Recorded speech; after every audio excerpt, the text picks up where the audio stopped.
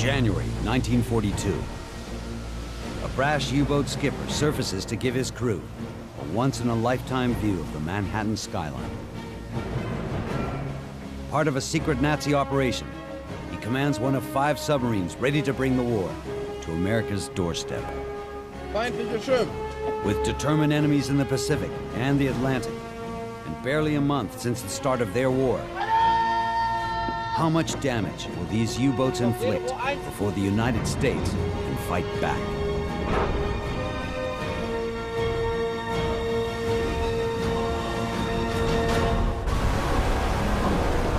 In World War II, a subsea weapon allows warriors to fight from beneath the waves with cunning, force, and tenacity. Their enemies strike back. Revolutionary, but still sometimes primitive. It's a desperate bid to change the course of war. Their stories are legend.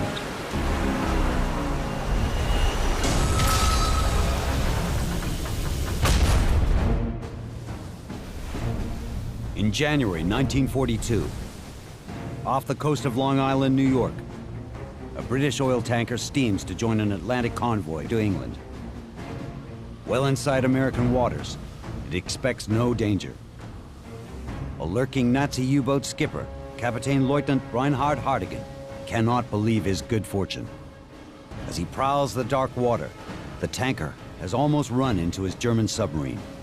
Torpedo 1, fluten. Hartigan will not pass up an easy shot and positions his U-boat. At 3:41 a.m., he fires a single torpedo.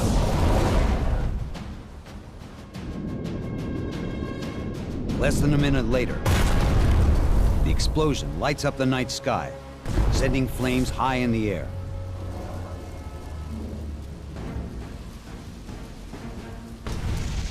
U-123 has torpedoed 65,000 barrels of oil, just 85 miles from the lights of Manhattan, with no response from American defenses. It's an opening strike of what the Germans call Paukenschlag, Operation Drumbeat.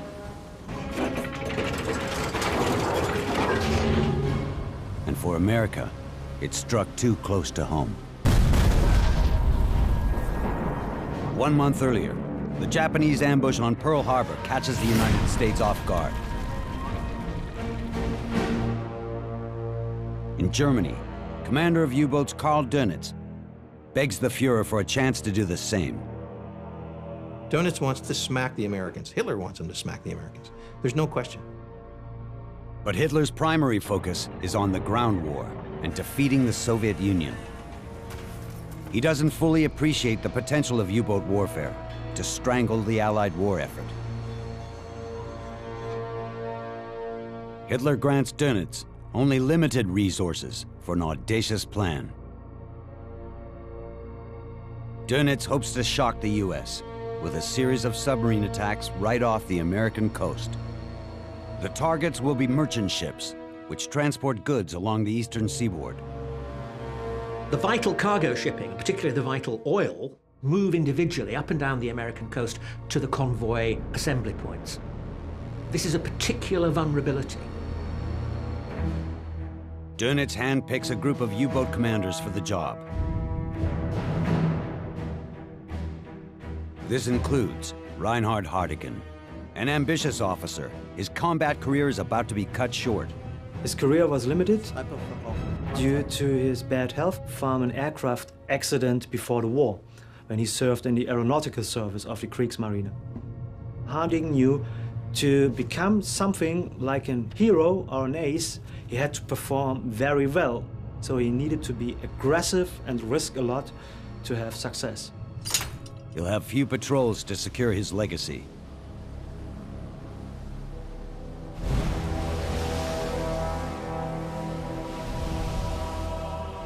A week before Christmas, U-boats begin to sneak out from the base at Lorient on the coast of occupied France. Patrols often last 70 or 80 days.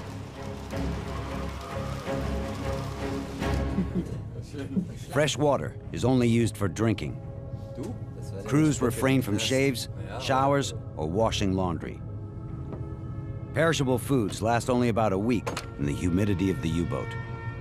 After that, the crew relies mostly on canned goods and other preserves. The austere conditions take a toll on Hartigan. The abdominal injury from his earlier plane crash never fully healed. He had stomach problems, but he couldn't get a special diet aboard a submarine because the kitchen is very, very limited. With a bleeding stomach, Hartigan cannot eat much of the food prepared for his men. In chronic pain and underfed, Hartigan focuses on the job at hand. A larger submarine, called Type 9s, allow them to attempt the daring operation. The 250-foot length makes it more than 30 feet longer than the Type 7s. Bigger bunkers increase fuel capacity for an extended range up to 12,000 miles. The Type 9 is the classic instrument for this long-range offensive. They can cross the Atlantic and they can operate for some time in their operational area.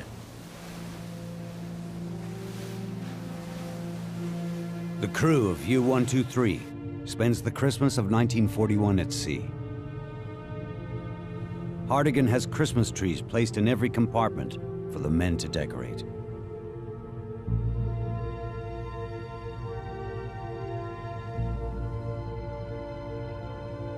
Letters and packages from home are distributed.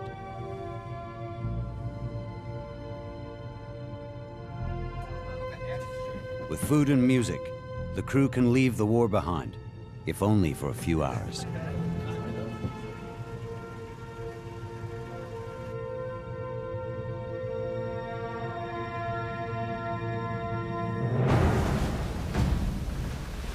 On December 27th, 4 days into their journey, they cross 20 degrees west. U-123 is considered on active combat duty. The crew gets a pay raise, and Hartigan can open the top secret operation orders. They know they are heading to the east coast of North America, but even their captain doesn't know where exactly. Hartigan reveals the details of their mission. Wirklich nach New York? They are to seek and destroy merchant ships in the waters around New York City. The 4 other U-boats have similar orders against different parts of the Atlantic coast. Admiral Dönitz calls the campaign Paukenschlag, or Operation Drumbeat. But Hartigan has a problem. Shallow waters are full of hazards and difficult to navigate. U-boat headquarters can't even provide proper nautical charts. Because the Germans hadn't prepared for this before the war, all he has is a sort of a map of New York, a general chart of the waters, and a guidebook. To safely negotiate inshore shipping lanes while he hunts and sinks ships will require all of Hartigan's skills.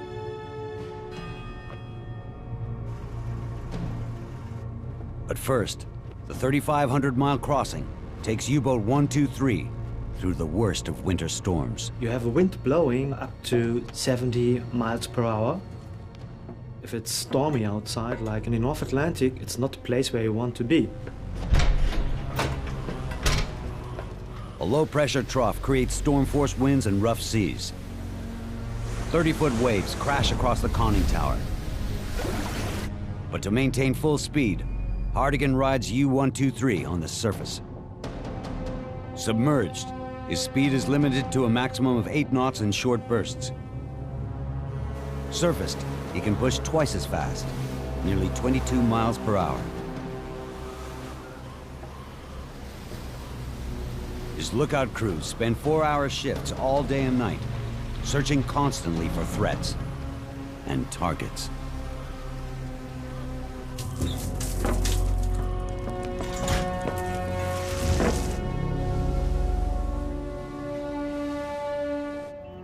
As the world wearily rings in another year of war, 5 Nazi U-boats cruise towards operational areas, from Canada's Gulf of St. Lawrence to Cape Hatteras, North Carolina. The U-boat commanders are very excited about doing this. They had got very, very frustrated in the autumn of 1941 that they were attacking convoys escorted by American ships, and they weren't allowed to take the initiative in sinking American ships. That will serve them right for this undeclared war they've been waging before Pearl Harbor. Blown off course by the winter storms, U-123 reaches the east coast early. Steuerbord 20 Grad. Kapitän Leutnant Reinhard Hartigan and his crew have been on constant watch. They discover and stalk an enemy target 110 miles from the coast. It could be a merchant ship or an Allied destroyer. Steuerbord 20 Grad. Hartigan maneuvers for a closer look. A British steamer, about 10,000 tons, likely filled with Allied supplies. It's a lucrative target. But 2 days before the start of the secret mission, he would reveal their position. Hartigan is still tempted. Submarine commanders are always very aggressive, and the sight of an Allied merchant ship was something that Hartigan could not resist. Targeting the steamer, Hartigan launches his first torpedo. Torpedo fire.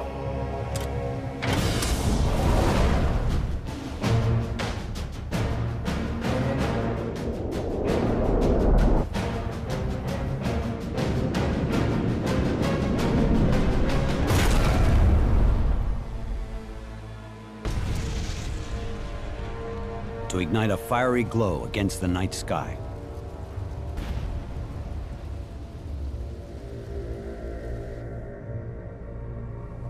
Radio operators aboard U-123 intercept the ship's emergency transmissions. SOS, then SSS, the distress code used while under attack by submarine. To safeguard their mission, Hartigan must silence his victim. He positions U-123 to launch another torpedo.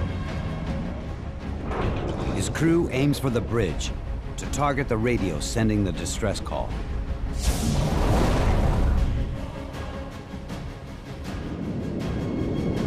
Seconds later, another explosion brightens the night sky.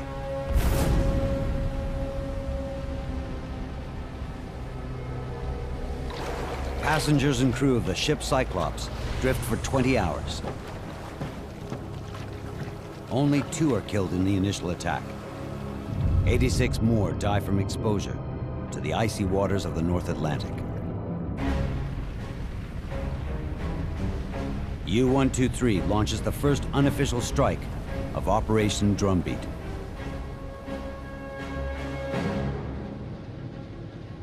Stormy seas in their attack have delayed Hartigan and the crew. They must now hurry to reach their real target, New York City. Hartigan anticipates trouble. Neuer Kurs, 15 Grad Nord. His attack has announced the presence of a Nazi U-boat to the Allies. He expects heavy defenses as he nears the coast. But it turns out the U-boat mission was not a surprise, after all.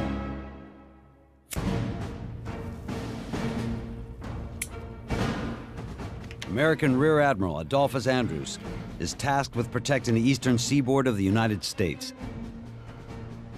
He is the commander most responsible, if you like, for coastal convoys and things like that. But at the beginning of 1942, there's nothing he has. It just doesn't exist. America has only been at war for a few weeks, and not by choice. They've only just begun to mobilize the men and machines needed to fight enemies off 2 coasts. The sinking of Cyclops confirms what Andrews feared, based on intelligence from Allied codebreakers. As soon as Nazi U-boats leave port, British intelligence exploit a key weakness in Karl Dönitz's submarine operations.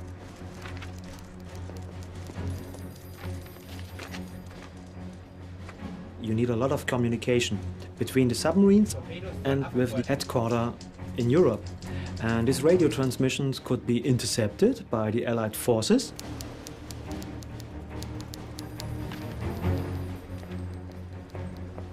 As the Allies build a fairly substantial direction-finding system around the world with stations all over the place. If you transmit, use your radio, people around the world will pretty quickly figure out where you are. This allows Allied naval intelligence to pinpoint the location of any German submarine whose messages are intercepted. The British can keep pretty good tabs on where a submarine is because of this fixation the U-boats have with transmitting on radio. It's rather like saying, hello, I'm here, come and sink me. And this is a terrible weakness. U.S. Rear Admiral Andrews appeals for resources to defend the eastern seaboard, knowing that more U-boats are coming to the North American coast. But his senior officer, Admiral Ernest King, has even bigger problems. In January 1942, Admiral King is Chief of Naval Operations. He's in charge of the whole U.S. Navy. The U.S. Navy is building a lot of ships, but they don't exist yet. He's already fighting U-boats in connection with the British. There are already large U.S. forces committed to that job. He can't just write off the Pacific. And because of the enormous distances, anything he does in the Pacific costs a lot of resources. King is faced with these terrible choices. There are limited assets to mount any defense against the approaching U-boats.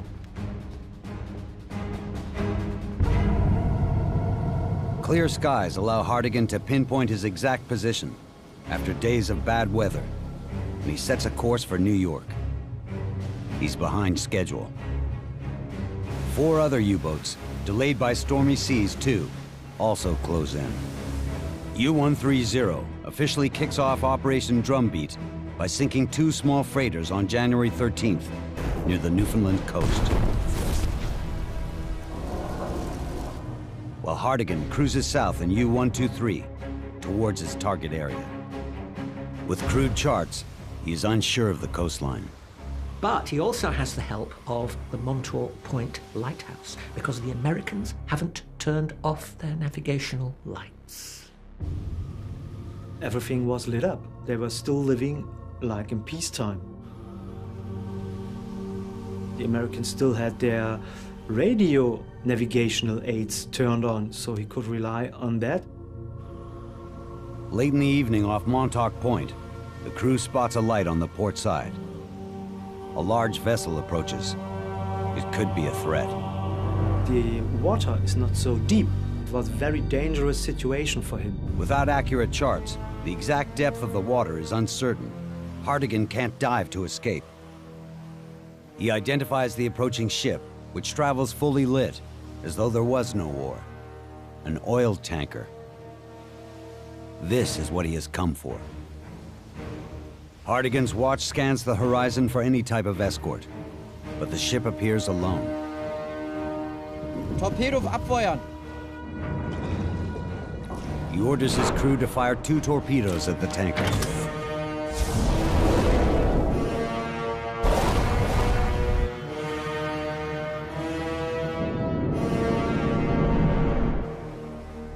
But the attack proves disappointing.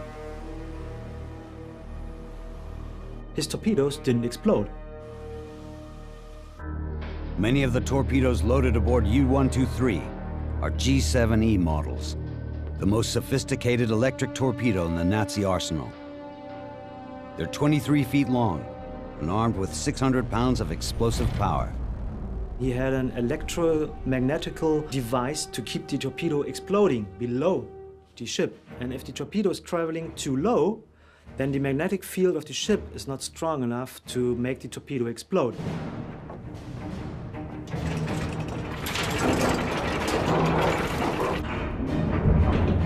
Hartigan aims higher with consecutive shots. Torpedo fire!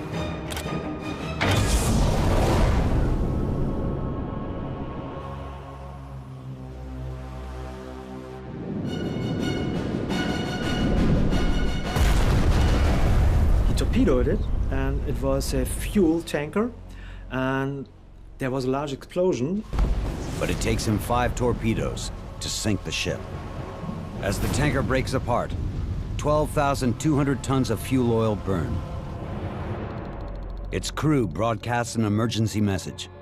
When the explosion goes off in the tanker, it thinks that it might have struck a mine. You would have expected a submerged submarine to creep in and lay a minefield and then creep away again, not come in on the surface.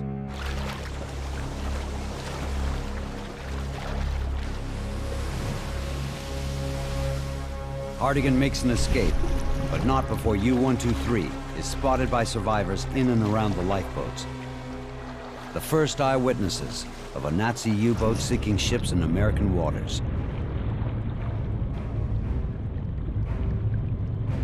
Captain Lieutenant Hardigan expects furious countermeasures.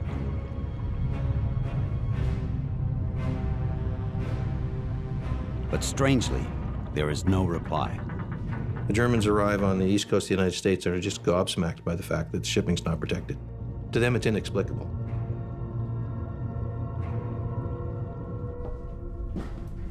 After destroying the tanker Nornes, Hardigan submerges during daylight hours. He settles U-123 on the bottom, undetected, while the crew rests and prepares for its next attack.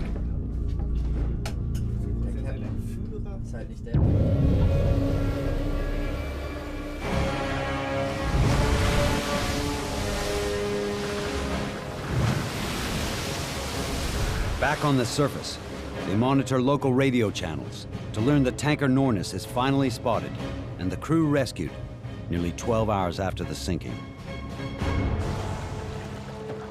If there's nothing around, then it doesn't really matter where you get sunk. It'll be a long time before anyone shows up.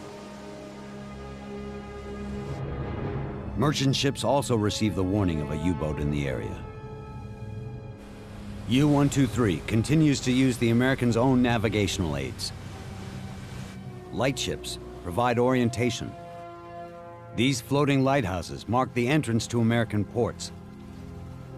If the city skylines don't shine brightly enough, It's impossible for the Navy to convince the governors and mayors of major cities on the coast to black out. People just didn't get the message that this is a war and you must do something.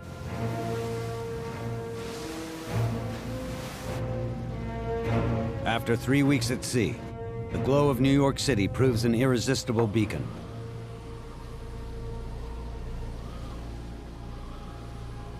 Hardigan could see the whole skyline of New York, something probably every German dreamt of before the war. The captain invites his crew up to the bridge to see the lights of Manhattan.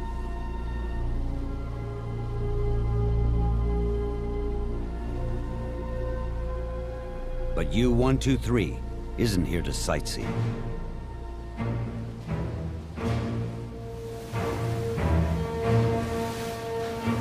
As they leave New York Harbor, the stern watchman spots a ship approaching from the rear.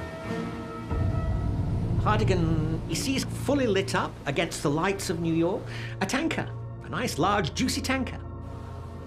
At close to 7,000 tons, British oil tanker Coimbra cruises unescorted out of New York Harbor. Captain Lieutenant Hardigan maneuvers his submarine into attack position with textbook precision. It's part of the game of the U-boat commander to be cool, to be resolute, to be cold-blooded, at least to appear so, to create confidence within his crew. Just 800 yards from the target, Torpedo fire! he launches his first torpedo. 58 seconds later, a hit. Flames lick 650 feet in the air and light up the night sky. Fueled by 65,000 barrels of oil cargo. In fact, if anything symbolizes the total unpreparedness of the United States, it's this attack in New York Harbor.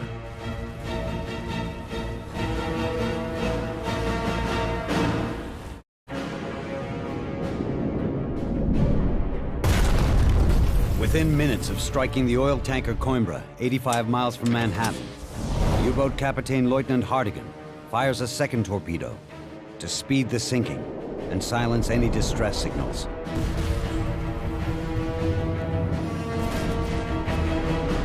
Local residents report the ship burning 32 miles off of Long Island. Only 10 of 46 crew members survived to be rescued.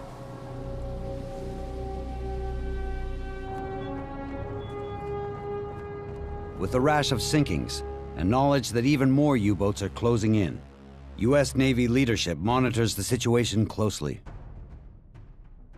In the harbors of New York, an arsenal of 23 ships assemble.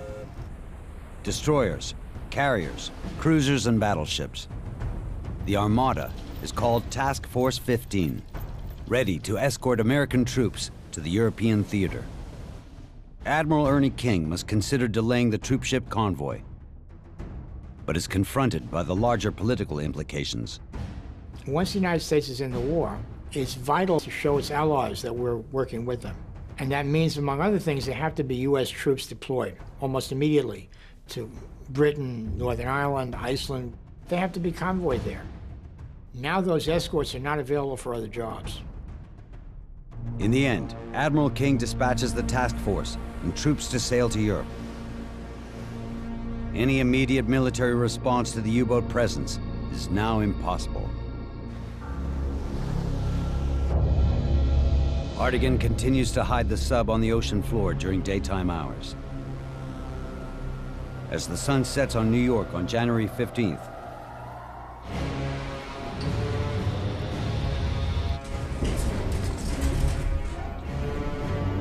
U-123 rises to hunt.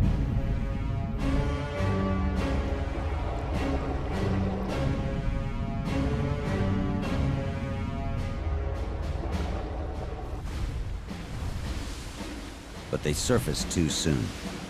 One of the few active American patrol aircraft sees the sub broaching in the last glints of sunlight. Before all the water can clear the bridge, the submarine's lookouts also spot the plane. Feindlicher Flieger! Alarm! Alle Mann von Bord! Alarm!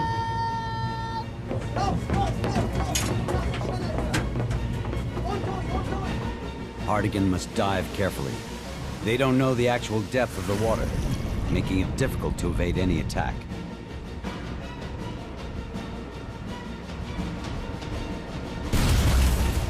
Four aerial bombs go off starboard, but wide of the submarine.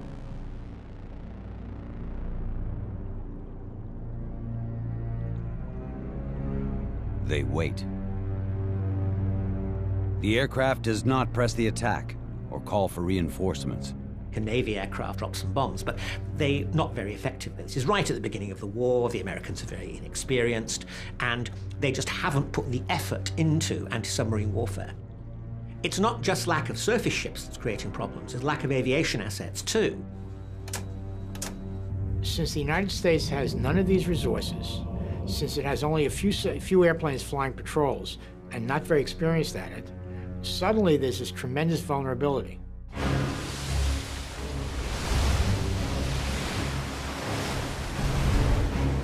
The U-boats of Operation Drumbeat strike again and again, all along a defenseless coast.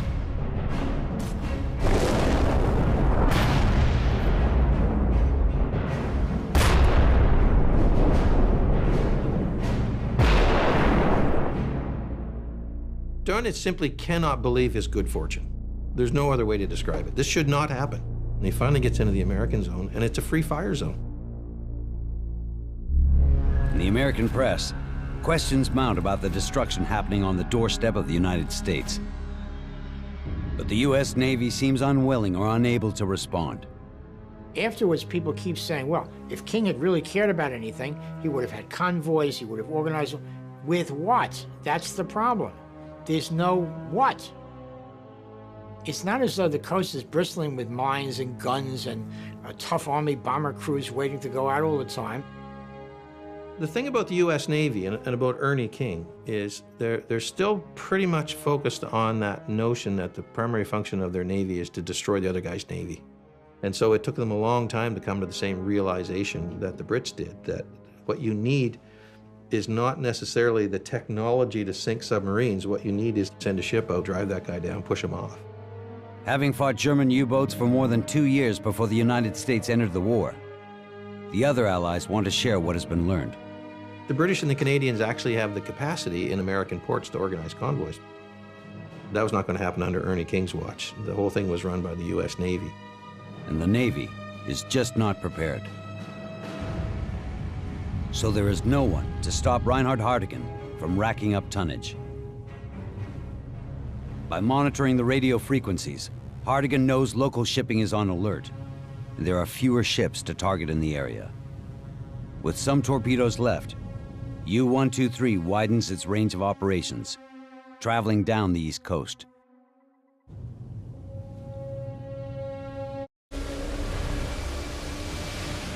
When U-123 surfaces near Kitty Hawk, North Carolina,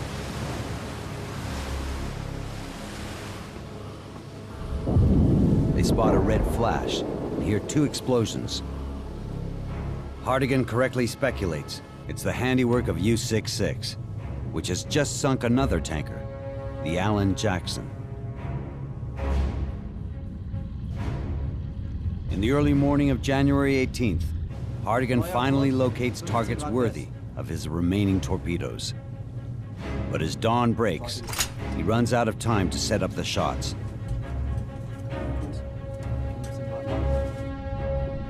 Confident there will be more steamers the next night if he is not spotted, he bottoms his submarine.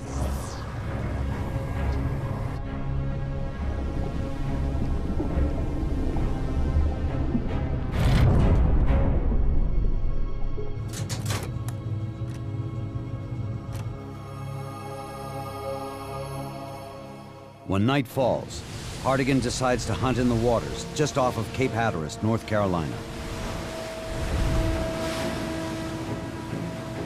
He orders U-123 to travel along the navigational buoys, which he notes the steamers keep to their port side.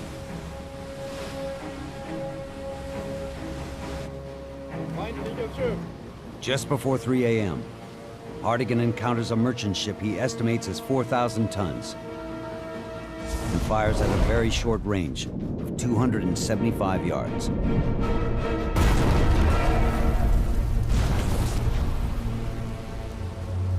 The ship, City of Atlanta, carrying food and cargo, sinks in minutes.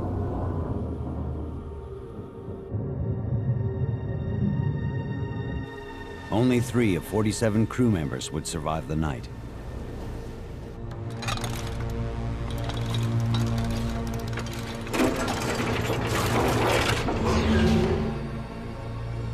Small ships pass, but Hartigan doesn't want to waste his last 2 torpedoes.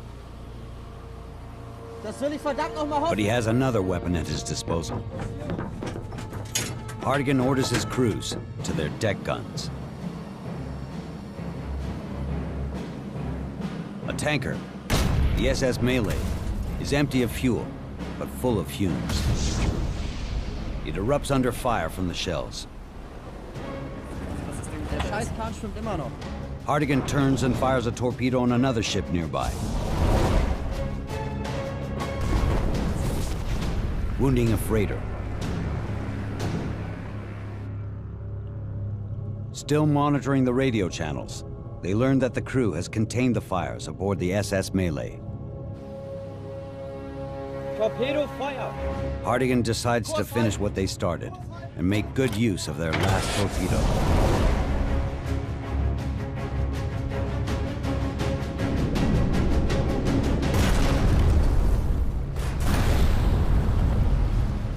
They hit the mark.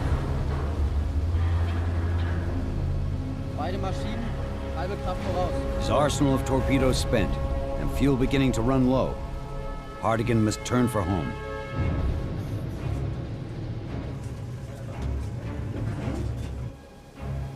But as U-123 leaves American waters, the elusive submarine is being followed. Captain. Einar Gleditsch, captain of the Norwegian whaler Cosmos II, stalks the U-boat. Many merchant vessels from Norway began transporting goods for the Allies after the Nazi occupation of their homeland. The commanding officer aboard the civilian ship just did what they already did the British in the First World War. He attempted to ram the submarine. Ram it.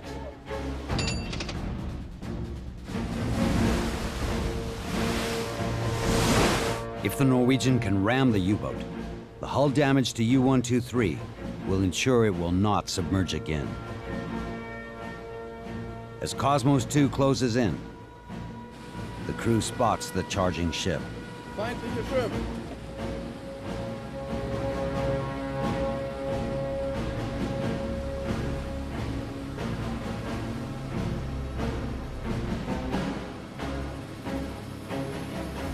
With just 65 feet below them, the waters here are too shallow to dive for protection.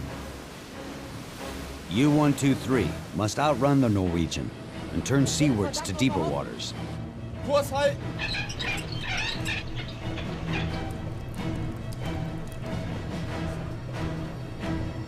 Leck, wir haben ein Leck!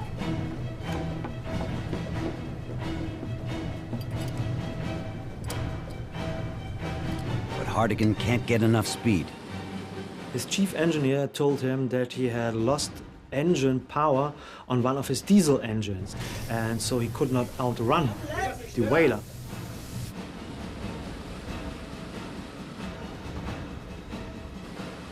The hunter, he turned to be the prey. Torpedo Feuer! After attacking Allied merchant shipping from Nova Scotia to North Carolina,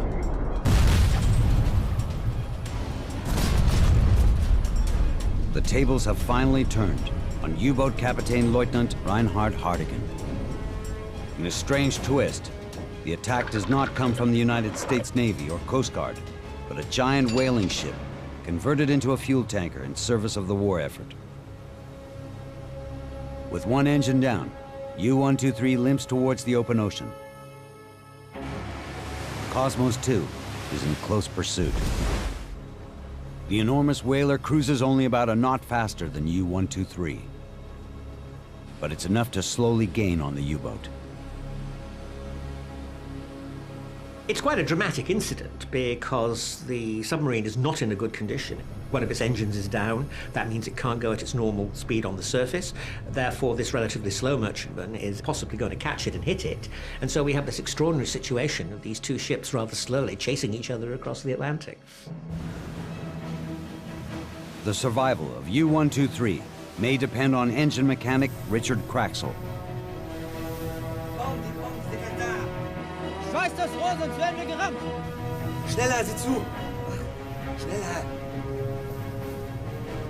He must prepare a cooling pipe needed to bring the other diesel engine online.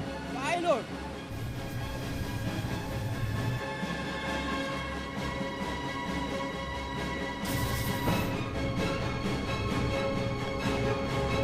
Wir haben's! Schmeiß die Maschinen an! Start nochmal, versuch es! Los, starte! U-123's second engine springs to life.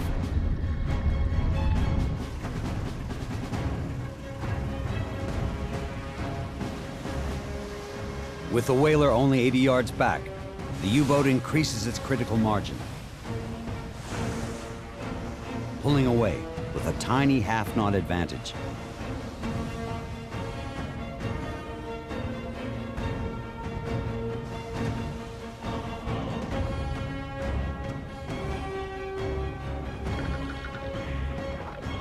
Hardigan establishes a northerly course, then redirects into deeper waters, diving to evade enemy aircraft.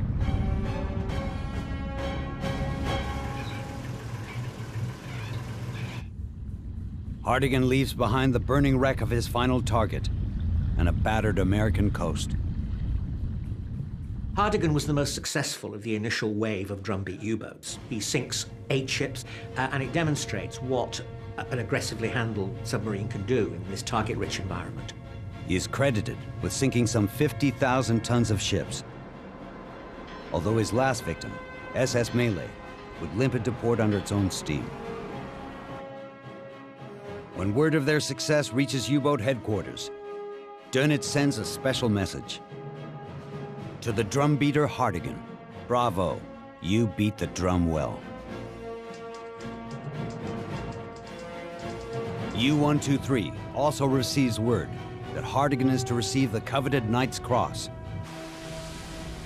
The first 5 U-boats of Operation Drumbeat sink 23 ships and kill hundreds of sailors.